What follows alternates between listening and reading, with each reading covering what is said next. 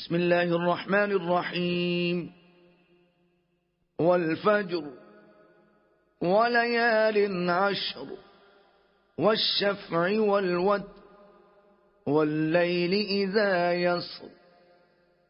هل في ذلك قسم لذي حجر ألم تر كيف فعل ربك بعاد إرم ذات العماد التي لم يخلق مثلها في البلاد وثمود الذين جابوا الصخر بالواد وفرعون ذي الأوتاد الذين طغوا في البلاد فأكثروا فيها الفساد فصب عليهم ربك سوط عذاب إن ربك لبالمرصاد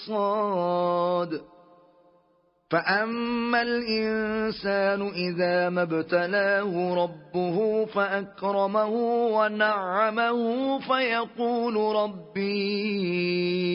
أكرمن وأما إذا ما ابتلاه فقدر عليه رزقه فيقول ربي أهانن كلا بل لا تكرمون اليتيم ولا تحاضون على طعام المسكين وتأكلون التراث أكلا لما وتحبون المال حبا جما كلا إذا دكت الأرض دكا دكا وجاء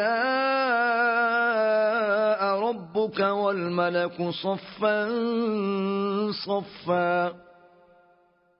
وجيء يومئذ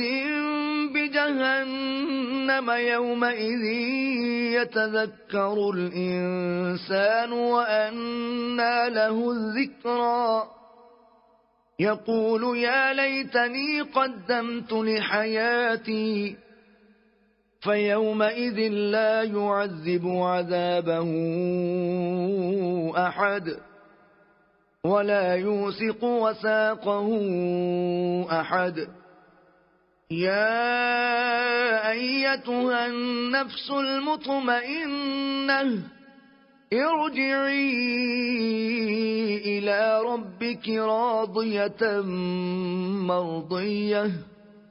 فادخلي في عبادي وادخلي جنتي.